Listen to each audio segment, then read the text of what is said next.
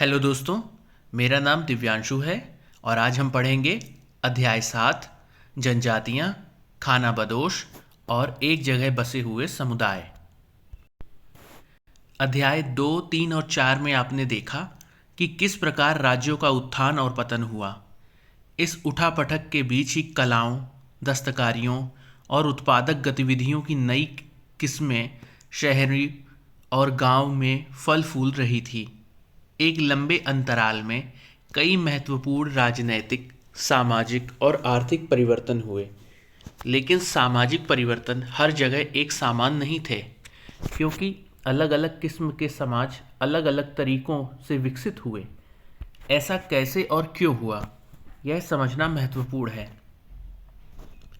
इस उपमहाद्वीप के बड़े हिस्से में समाज वर्ण के नियमानुसार पहले से ही विभाजित था।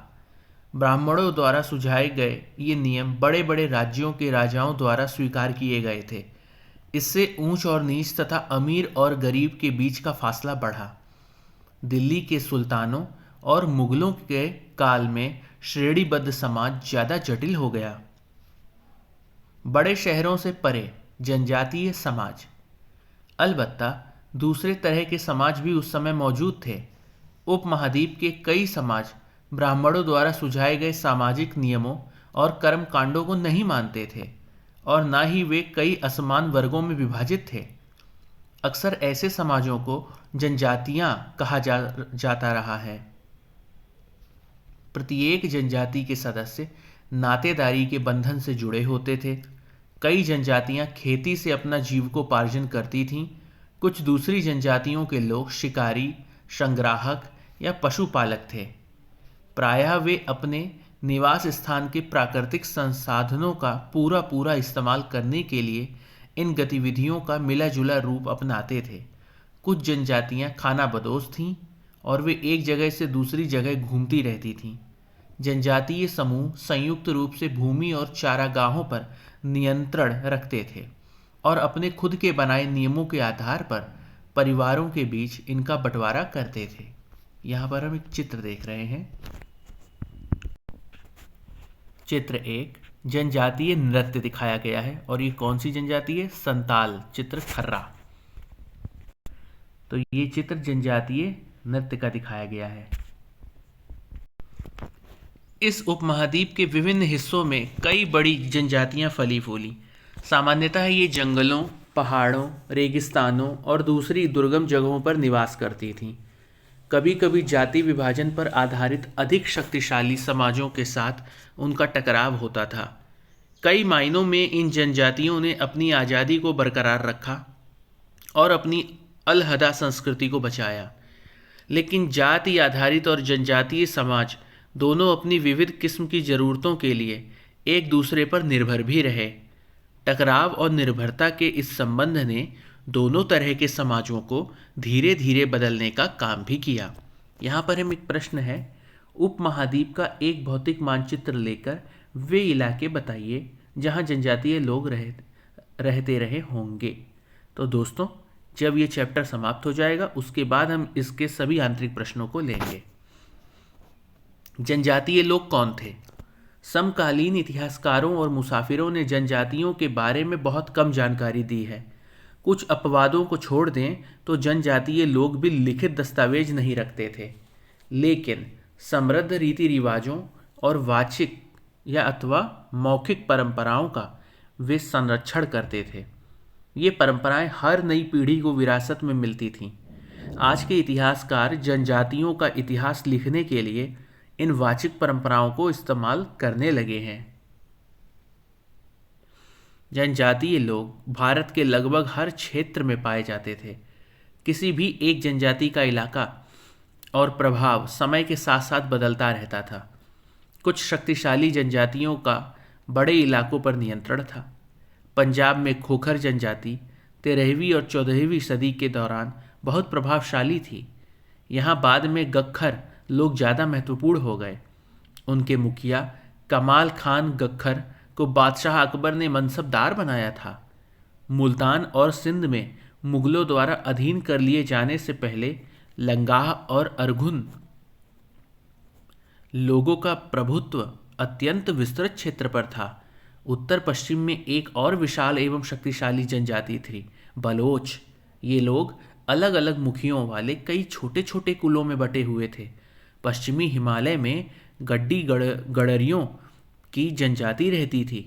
उपमहाद्वीप के सुदूर उत्तर पूर्वी भाग पर भी नागा, अहोम और कई दूसरी जनजातियों का पूरी तरह प्रभुत्व था। मौजूदा बिहार और झारखंड के कई इलाकों में 12वीं सदी तक चेर सरदार शाहियों का उदय हो चुका था। बादशाह अकबर के प्रसिद्ध सेनापति राजा मान सिंह ने 1591 में चेर लोगों पर हमला किया और उन्हें परास्त किया। उन्हें लूटकर अच्छा खासा माल इकट्ठा किया गया, लेकिन वे पूरी तरह अधीन नहीं बनाए गए। औरंगजेब के समय में मुगल सेनाओं ने चेर लोगों के कई किलों पर कब्जा कर लिया और इस जनजाति को अपना अधीनस्थ बना लिया। इस क्षेत्र में रहने वाली महत्वपूर्ण जनजातियों में मुंडा और संताल थे। यद्यपि ये उड़ीसा और बंगाल में भी रहते थे। यहाँ पर चित्र बना हुआ है, मानचित्र। मानचित्र 1, प्रमुख भारतीय जनजातियों के क्षेत्र। ये प्रमुख भारतीय जनजातियों के क्षेत्र हैं। जैसे ये भील है, ये भील का कहाँ कहाँ भील रहते हैं, तो ये भील, ये कोयास, ये गोंडवाना में कौन कहाँ से, ये गोंड जनजाति, चेर, मुंडा जनजाति, अहोम जनजाति, खासी, नागा। तो यहाँ पे दिखाई गई है जनजातियों के क्षेत्र। कुल किसे कहते हैं? कुल तो परिवारों या घरों के एक ऐसे समूह को कुल कहते हैं जो एक ही पूर्वज की संतान होने का दावा करते हैं। जनजातीय संगठन प्रायः नातेदारी या कुल संबंधी निष्ठा पर आधारित होते हैं। तो ये कौन कहलाते हैं? ये कुल कहलाते हैं। कर्नाटक और महाराष्ट्र की पहाड़ियाँ कोली, बेरात तथा कई दूसरी जनजातियों के निवास स्थान थे। कोली लोग गुजरात के कई इलाकों में भी रहते थे। कुछ और दक्षिण में कोरागा, वेतर, मारवाड़ और दूसरी जनजातियों की विशाल आबादी थी। भीलों की बड़ी जनजाति पश्चिमी और मध्य भारत में फैली हुई थी। 16वीं सदी का अंत आते आते उनमें से कई एक जगह बसे हुए खेतिहर और यहाँ तक कि जमींदार बन चुके थे। तब भी भीलों के कई कुल शिकारी संग्राहक बने रहे। मौजूदा छत्तीसगढ़, मध्य प्रदेश, महाराष्ट्र और आंध्र प्रदेश में गोंड लोग बड़ी तादाद में फैले हुए थे। यहाँ पर एक चित्र 2 देखते हैं। चित्र 2 क्या है? रात में भील लोग हिरन का शिकार कर रहे हैं। तो इस चित्र में रात है और ये जो लोग दिख रहे हैं ये भील जनजाति के लोग हैं और ये लोग हिरन का शिकार कर रहे हैं। ये ऐसा चित्र में दिखाया गया है।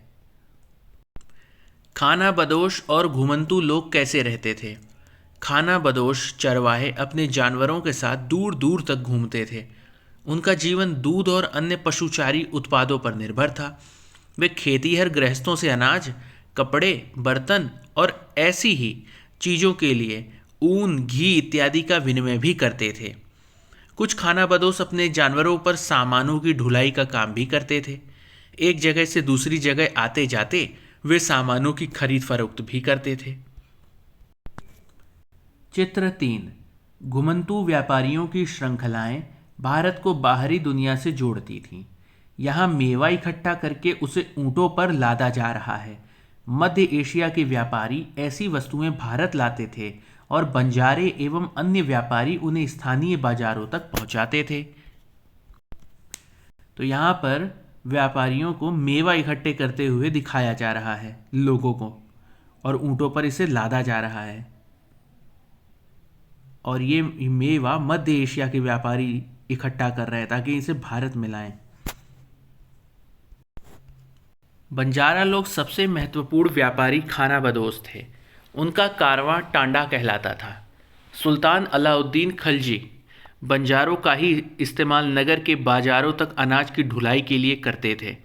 बादशाह जहांगीर ने अपने संस्मरणों में लिखा है कि बंजारे विभिन्न इलाकों से अपने बैलों पर अनाज ले जाकर शहरों में बेचते थे। सैन्य अभियानों के दौरान वे मुगल सेना के लिए खाद्यान्नों की ढुलाई का काम करते थे। किसी भी विशाल सेना के लिए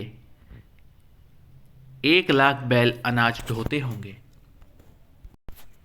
खानाबदोश और भ्रमणशील समूह क्या है ये? खानाबदोश घुमंतू लोग होते हैं। तो खानाबदोश जितने होते हैं वो घुमंतू लोग होते हैं। उनमें से कई पशुचारी होते हैं जो पशुओं को चराते हैं, जो अपनी रेवड़ और पशुवृंद के साथ एक चारागाह से दूसरे चारागाह घूमते रहते हैं। इसी तरह दस्तकार, फेरी वाले और नृतक गायक एवं अन्य तमाशबीन भ्रमणशील समूह अपना काम धंधा करते करते एक जगह से दूसरी जगह पर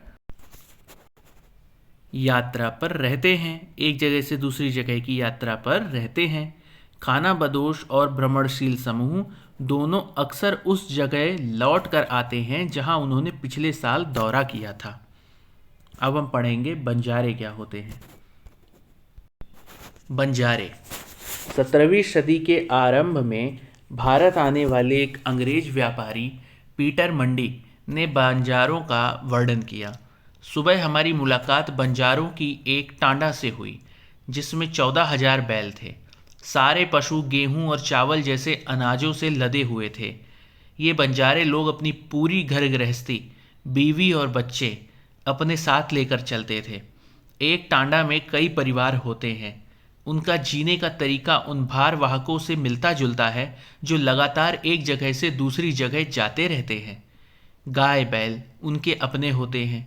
कई बार वे सौदागरों के द्वारा भाड़े पर नियुक्त किए जाते हैं, लेकिन ज़्यादातर वे खुद सौदागर होते हैं।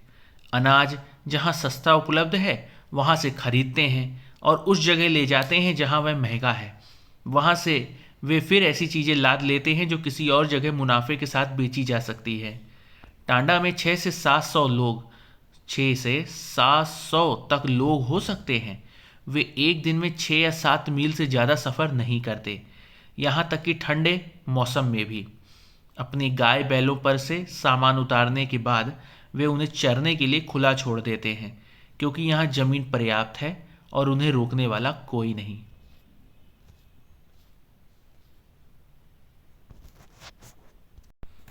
कई पशुचारी जनजातियाँ मवेशी और घोड़ों जैसे जानवरों को पालने पोसने और संपन्न लोगों के हाथ उन्हें बेचने का काम करती थीं। छोटे मोटे फेरी वालों की विभिन्न जातियाँ भी एक गांव से दूसरे गांव भ्रमण करती थीं। ये लोग रस्सी, सरकंडे की चीज़ें, फूस की चटाई और मोटे बोरे जैसे माल बनाते और बेचते थे। कभी कभी भिक्षुक लोग भी घुमंतू सौदागरों का काम करते थे। नर्तकों, गायकों और अन्य तमाशबीनों की भी जातियां थीं जो विभिन्न नगरों और गांवों में कमाई के लिए अपनी कला का प्रदर्शन करती थीं। यहाँ पर चित्र नंबर 4 देखते हैं।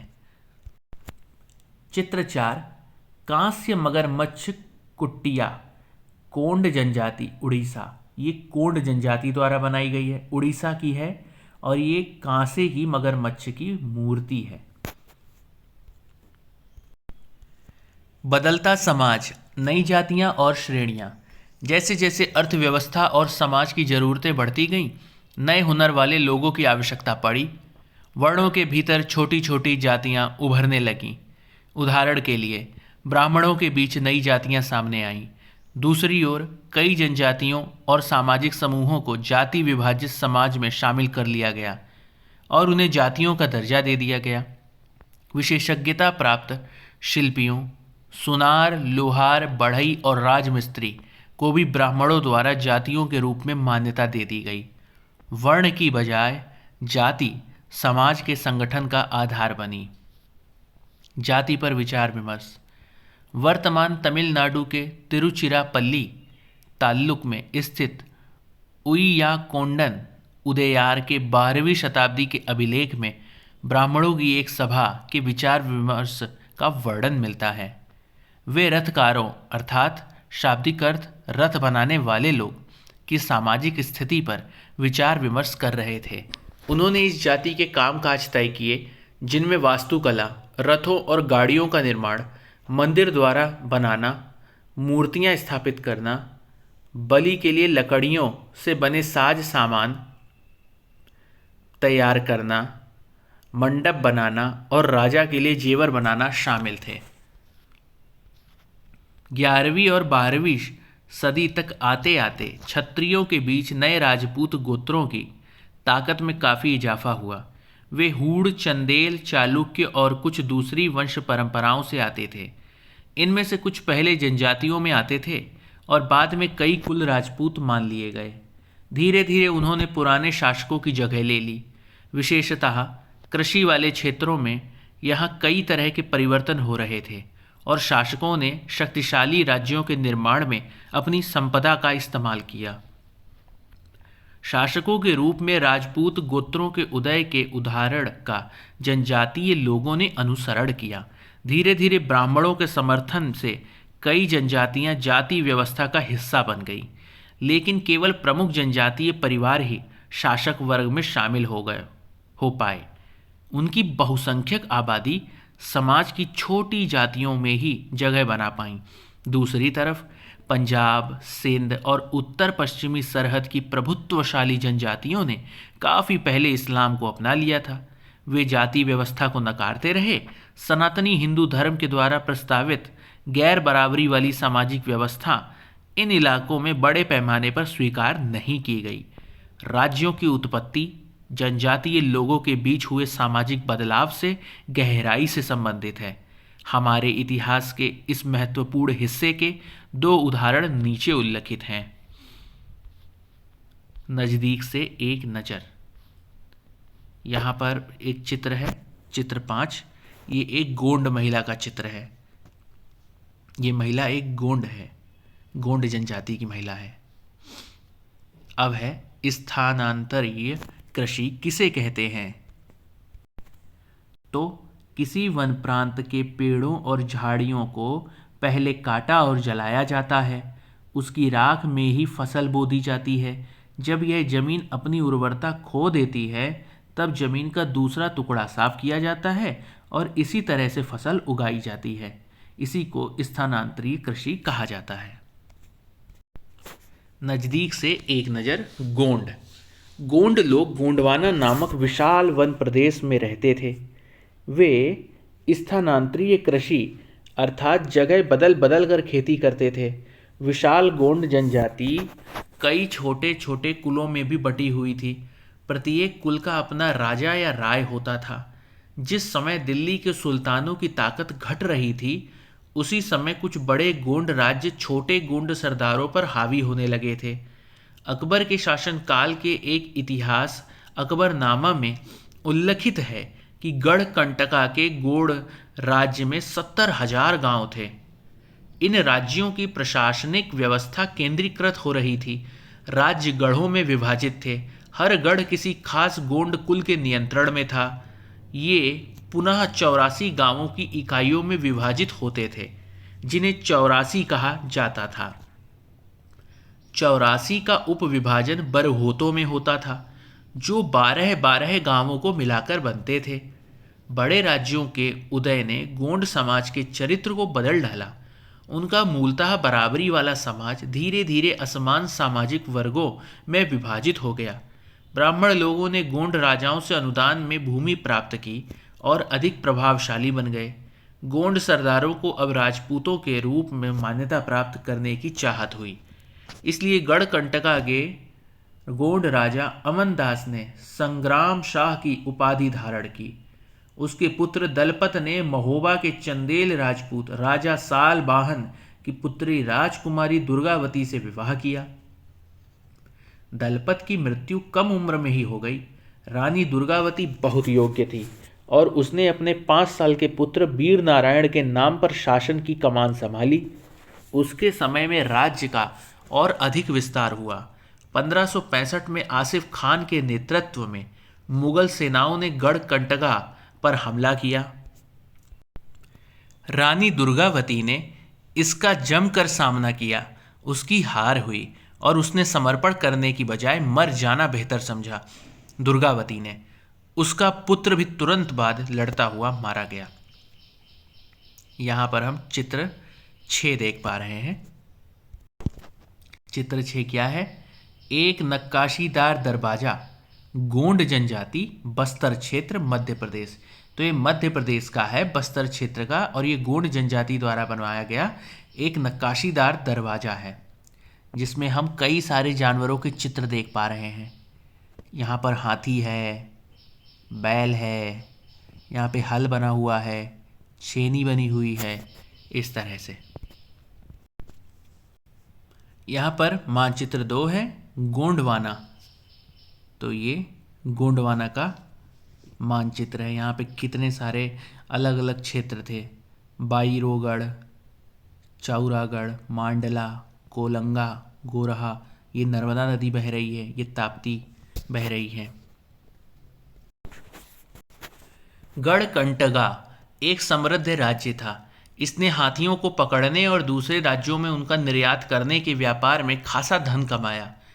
जब मुगलों ने गोंडों को हराया तो उन्होंने लूट में बेशकीमती सिक्के और हाथी बहुतायत में हथिया लिए। उन्होंने राज्य का एक भाग अपने कब्जे में ले लिया और शेष वीर नारायण के चाचा चंदर शाह को दे दिया। गढ़कंटगा के पतन के बावजूद गोंड राज्य कुछ समय तक चलता रहा, लेकिन वे काफ़ी कमज़ोर हो गए और बाद में अधिक शक्तिशाली बुंदेलों और मराठों के खिलाफ उनके संघर्ष असफल रहे। अहोम लोग मौजूदा म्यांमार से आकर 13वीं सदी में ब्रह्मपुत्र घाटी में आ बसे। उन्होंने भुइयां अर्थात भूस्वामी लोगों की पुरानी राजनीतिक व्यवस्था का दमन करके नए राज्य की स्थापना की। 16वीं सदी के दौरान उन्होंने चुटियों 1523 और कोंच हाजो 1581 में के राज्यों को अपने राज्य में मिला लिया। उन्होंने कई अन्य जनजातियों को भी अधीन कर लिया। अहोमों ने एक बड़ा राज्य बनाया और इसके लिए 1530 के दशक में ही इतने वर्षों पहले आग्नेय अस्त्रों का इस्तेमाल किया। 1660 तक आते आते वे उच्च स्तरीय बारूद और तोपों का निर्माण करने में सक्षम हो गए थे। लेकिन अहोम लोगों को दक्षिण पश्चिम से कई आक्रमणों का सामना करना पड़ा। 1662 में मीर जुमला के नेतृत्व में मुगलों ने अहोम राज्य पर हमला किया। बहादुरी से सामना करने के बावजूद अहोम लोगों की पराजय हुई, लेकिन उस क्षेत्र पर मुगलों का प्रत्यक्ष नियंत्रण ज़्यादा समय तक बना नहीं रह सका। अहोम राज्य बेगार पर निर्भर था। राज्य के लिए जिन लोगों से जबरन काम लिया जाता था वे पाइक कहलाते थे। अहोम राज्य में एक जनगणना की गई थी। प्रत्येक गांव को अपनी बारी आने पर निश्चित संख्या में पाइक भेजने होते थे। इसके लिए जनगणना के बाद सघन आबादी वाले इलाकों से कम आबादी वाले इलाकों में लोगों को स्थानांतरित किया गया था। इस प्रकार अहोम कुल टूट गए। 17वीं शताब्दी का पूर्वार्ध पूरा होते होते प्रशासन खासा केंद्रीकृत हो चुका था। यहाँ पर मानचित्र 3 देखते हैं। मानचित्र 3 है पूर्वी भारत की जनजातियाँ। तो ये जितना भी हमें दिख रहा है ये सब पूर्वी भारत की जनजातियाँ हैं। ये चुटिया, डफलास, अहोम, नागा जनजाति, गारो, ये सब पूर्वी भारत की जनजातियाँ हैं। चित्र नंबर 7 क्या है? कान के आभूषण, कबोई नागा जनजाति, मणिपुर।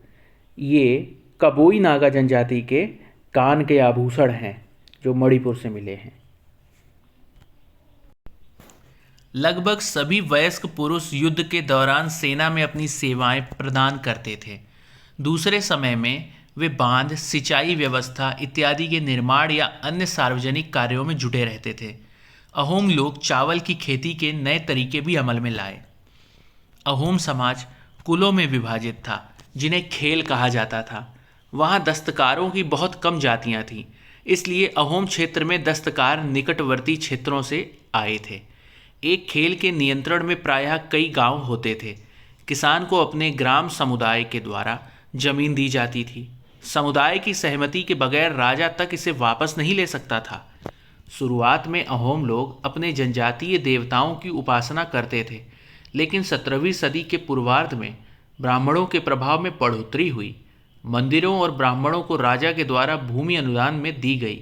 शिव सिंह, जो कि 1714 से 1744 तक रहे, के काल में हिंदू धर्म का वहाँ प्रधान धर्म बन गया था।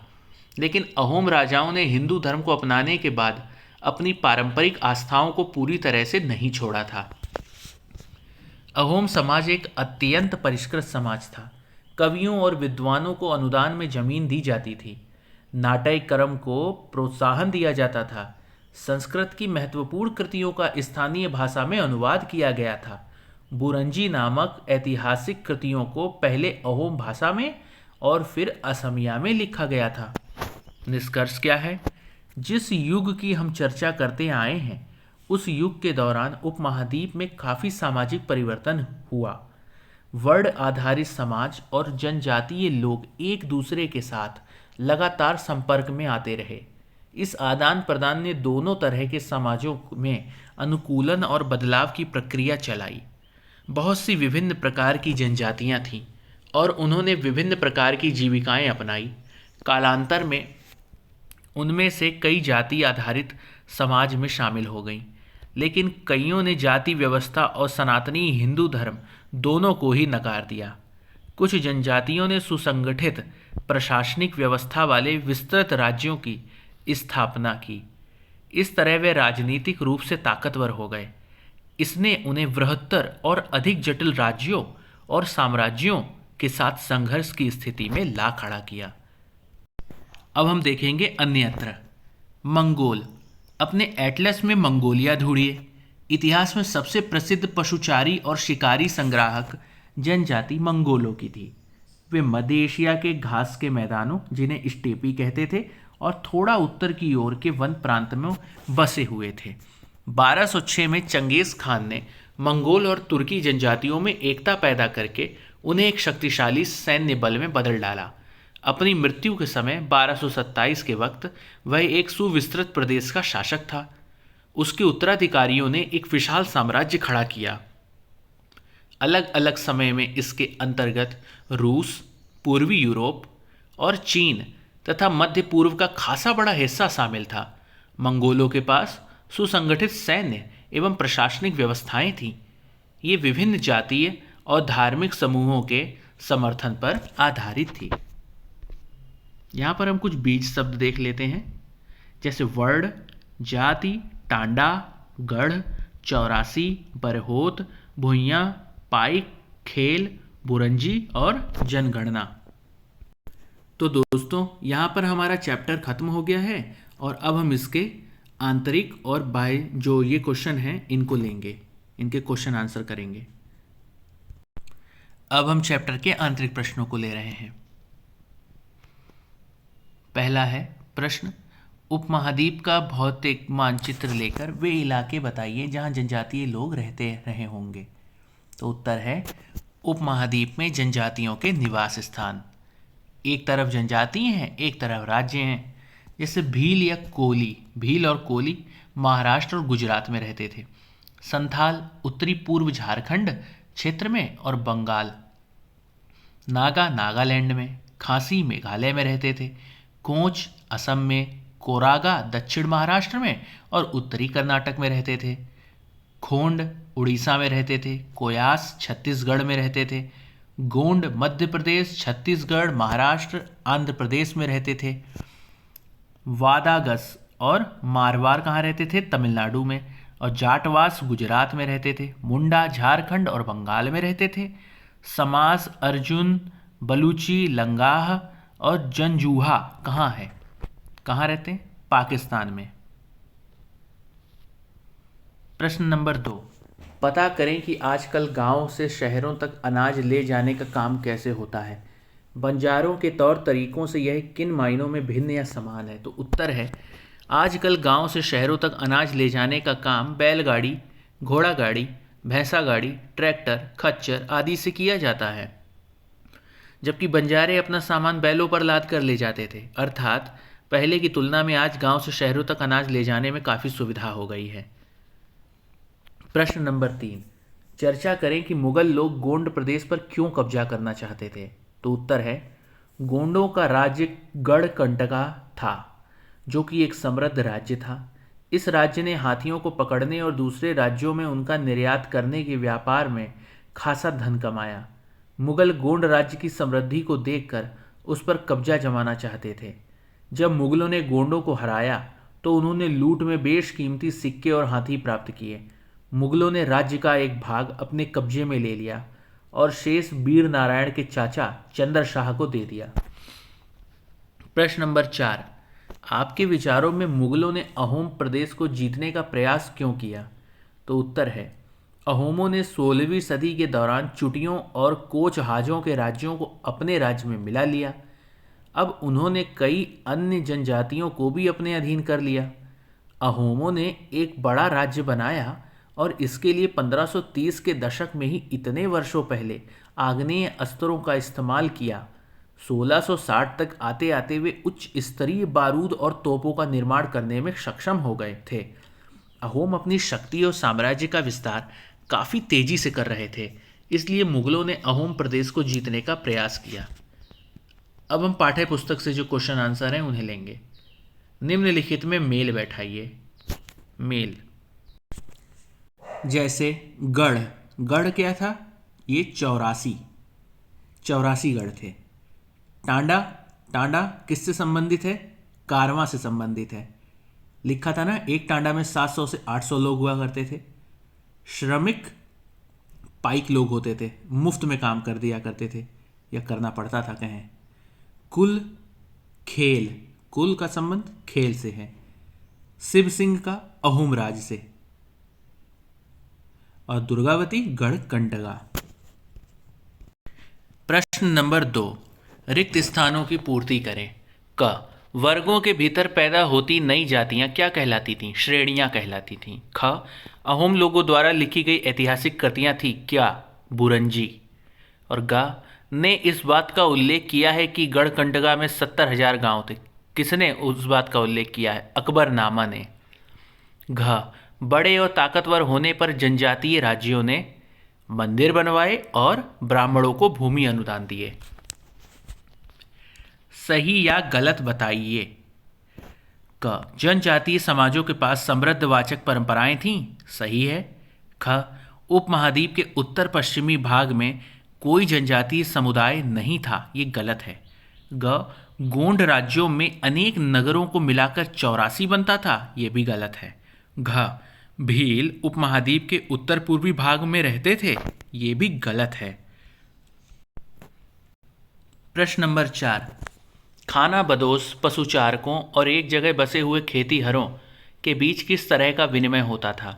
तो उत्तर है, खाना बदोश पशुचारकों और खेतीहरों के बीच वस्तु विनिमय होता था, जिसके तहत एक वस्तु को देकर दूसरे वस्तु को प्राप्त करना होता था।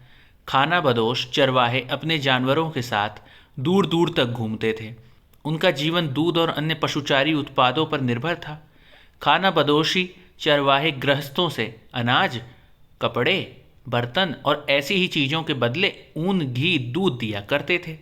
कुछ खाना बदोश रास्ते में पड़ने वाले गांवों और नगरों में सामानों की खरीद फरोख्त भी करते थे।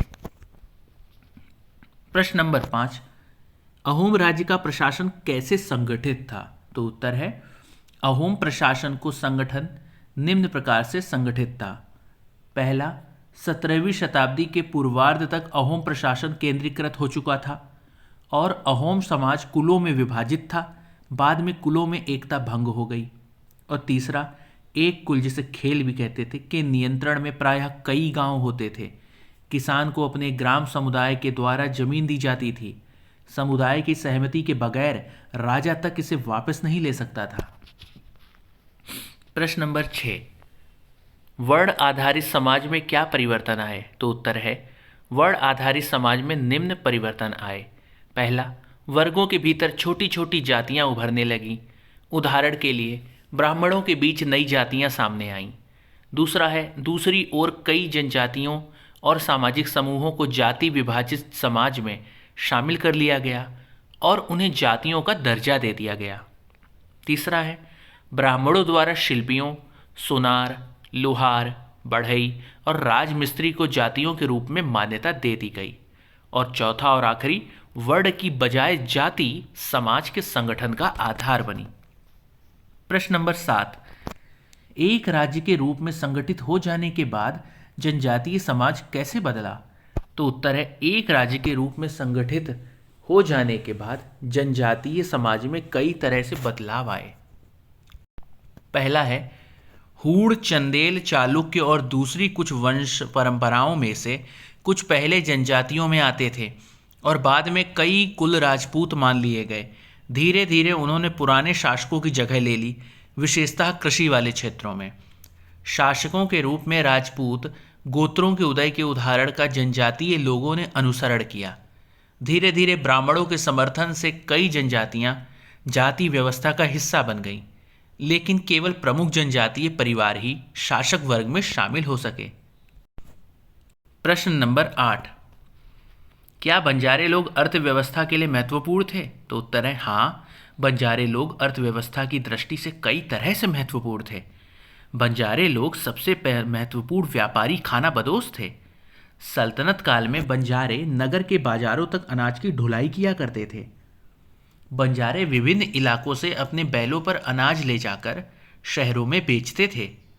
सैन्य अभियानों के दौरान वे मुगल सेना के लिए खाद्यान्नों की ढुलाई का काम करते थे।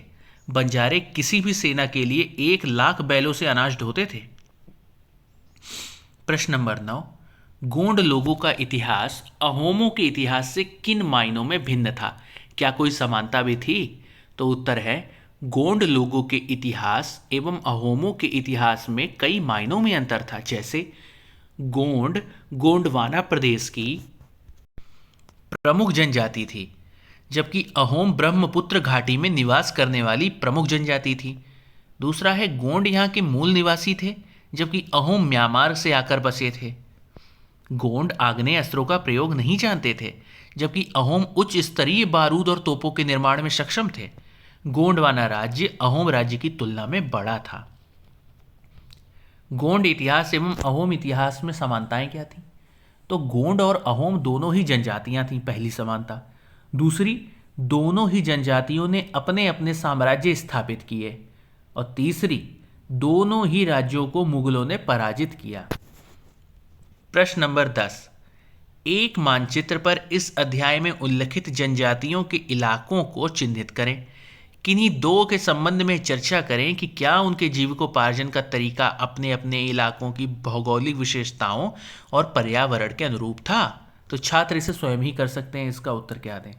और प्रश्न नंबर 11, जनजातीय समूहों के संबंध में मौजूदा सरकारी नीतियों का पता लगाएं और उनके बारे में एक बहस का आयोजन करें। ये भी छात्र स्वयं करें। प्रश्न नंबर 12 क्या है? उपमहाद्वीप में वर्तमान खानाबदोश पशुचारी समूहों के बारे में और पता लगाएं। वे कौन कौन से जानवर रखते थे? वे प्रायः किन इलाकों में जाते रहते थे? इसे भी छात्र स्वयं कर सकते हैं। तो दोस्तों, यहाँ पे हमारे चैप्टर के सारे आंतरिक और पाठ्य पुस्तक के जितने भी क्वेश्चन आंसर थे वो हम लोगों ने कर लिए हैं। अब आगे बढ़ते हैं। अब हम चैप्टर को और भी ज़्यादा अच्छी तरीके से समझने के लिए कुछ महत्वपूर्ण बिंदुओं पर चर्चा करेंगे, जैसे जनजातीय समाज। अलबत्ता दूसरे तरह के समाज भी उस समय मौजूद थे। उपमहाद्वीप के कई समाज ब्राह्मणों द्वारा डरा सुझाए गए सामाजिक नियमों और कर्मकांडों को नहीं मानते थे और न ही वे कई असमान वर्गों में विभाजित थे। अक्सर ऐसे समाजों को जनजातीय के सदस्य नातेदारी के बंधन से जुड़े होते थे। कई जनजातियां खेती से अपना जीविकोपार्जन करती थीं। कुछ दूसरी जनजातियों के लोग शिकारी, संग्राहक या पशुपालक थे। कुछ जनजातियां खानाबदोश थीं। इस उपमहाद्वीप के विभिन्न हिस्सों में कई बड़ी जनजातियां फली फूली। जनजातीय लोग कौन थे? समकालीन इतिहासकारों और मुसाफिरों ने जनजातियों के बारे में बहुत कम जानकारी दी है। जनजातीय लोग भारत के लगभग हर क्षेत्र में पाए जाते थे। इनका इलाका और प्रभाव समय के साथ साथ बदलता रहता था। पंजाब में खोखर जनजाति 13वीं-14वीं सदी के दौरान बहुत प्रभावशाली थी। यहाँ बाद में गख्खर लोग ज़्यादा महत्वपूर्ण हो गए। उनके मुखिया कमाल खान गख्खर को बादशाह अकबर ने मनसबदार बनाया था। उत्तर पश्चिम में एक और विशाल एवं शक्तिशाली जनजाति थी, बलोच। ये लोग अलग अलग मुखियों गढ़रिये की जनजाति रहती थी। उपमहाद्वीप के सुदूर उत्तर पूर्वी भाग भी नागा, अहोम और कई दूसरी जनजातियों का पूरी तरह प्रभुत्व था। बिहार और झारखंड में 12वीं सदी तक चेर सरदार शाहियों का उदय हो चुका था। कर्नाटक और महाराष्ट्र की पहाड़ियाँ, कोली, बेराद और भीलों की बड़ी जनजाति पश्चिमी और मध्य भारत में फैली हुई थी। मौजूदा छत्तीसगढ़, मध्य प्रदेश, महाराष्ट्र और आंध्र प्रदेश में गोंड लोग बड़ी तादाद में फैले हुए थे। खाना बदोश और घुमंतू लोग कैसे रहते थे? खाना बदोश चरवाहे अपने जानवरों के साथ दूर दूर घूमते थे। उनका जीवन दूध और अन्य पशुचारी उत्पादों पर निर्भर था। वे खेतीहर गृहस्थों से अनाज, कपड़े और ऐसी ही चीज़ों के लिए ऊन, घी इत्यादि का विनिमय भी करते थे। बंजारा लोग सबसे महत्वपूर्ण व्यापारी खानाबदोश थे। उनका कारवां टांडा कहलाता था। कई पशुचारी मवेशी और घोड़ों जैसे जानवरों को पालने पोसने का कार्य भी करते थे। बदलता समाज, नई जातियां और श्रेणियां। जैसे जैसे अर्थव्यवस्था और समाज की ज़रूरतें बढ़ती गईं, नए हुनर वाले लोगों की आवश्यकता पड़ी। वर्णों के भीतर छोटी छोटी जातियां उभरने लगीं। उदाहरण के लिए ब्राह्मणों के बीच नई जातियां सामने आईं। दूसरी ओर कई जनजातियों और सामाजिक समूहों को जाति विभाजित समाज में शामिल कर लिया गया और उन्हें जातियों का दर्जा दे दिया गया। वर्ण की बजाय जाति समाज के संगठन का आधार बनी। 11वीं और 12वीं सदी तक आते आते क्षत्रियों के बीच नए राजपूत गोत्रों की ताकत में काफ़ी इजाफा हुआ। राज्यों की उत्पत्ति जनजातीय लोगों के बीच हुए सामाजिक बदलाव से गहराई से संबंधित है। नज़दीक से एक नज़र। गोंड लोग गोंडवाना नामक विशाल वन प्रदेश में रहते थे। वे स्थानांतरीय कृषि अर्थात जगह बदल बदल कर खेती करते थे। विशाल गोंड जनजाति कई छोटे छोटे कुलों में भी बटी हुई थी। प्रत्येक कुल का अपना राजा या राय होता था। जिस समय दिल्ली के सुल्तानों की ताकत घट रही थी, उसी समय कुछ बड़े गोंड राज्य छोटे गोंड सरदारों पर हावी होने लगे थे। गढ़कंटगा के गोंड राज्य में 70,000 गांव थे। यह एक समृद्ध राज्य था। गोंड सरदारों को अब राजपूतों के रूप में मान्यता प्राप्त करने की चाहत हुई। अहोम लोग मौजूदा म्यांमार से आकर 13वीं सदी में ब्रह्मपुत्र घाटी में आ बसे। उन्होंने भूइयाँ, जिन्हें भूस्वामी कहते थे, लोगों की पुरानी राजनीतिक व्यवस्था का दमन करके नए राज्य की स्थापना की। 16वीं सदी के दौरान उन्होंने कोच हाजो 1581 में के राज्यों को अपने राज्य में मिला लिया। उन्होंने कई अन्य जनजातियों को भी अधीन कर लिया। अहोमों ने एक बड़ा राज्य बनाया और इसके लिए 1530 के दशक में ही इतने वर्षों पहले आग्नेय अस्त्रों का इस्तेमाल किया। 1660 तक आते आते वे उच्च स्तरीय बारूद और तोपों का निर्माण करने में सक्षम हो गए थे। अहोम समाज कुलों में विभाजित था, जिन्हें खेल कहा जाता था। शुरुआत में अहोम लोग अपने जनजातीय देवताओं की उपासना करते थे, लेकिन 17वीं सदी के पूर्वार्ध में ब्राह्मणों के प्रभाव में बढ़ोतरी हुई। अहोम समाज एक अत्यंत परिष्कृत समाज था। तो दोस्तों, यहाँ पर हमारा चैप्टर पूरी तरह से समाप्त होता है। मुझे आशा है कि आप सभी को ये चैप्टर बहुत अच्छी तरह से समझ में आया होगा। दोस्तों, आप सबसे प्रार्थना है कि हमारे चैनल को लाइक करें, सब्सक्राइब करें, कोई सुझाव हो तो कमेंट करें और अपने दोस्तों के साथ इसको शेयर भी करें। आप सबका हमारे साथ जुड़ने के लिए बहुत बहुत धन्यवाद।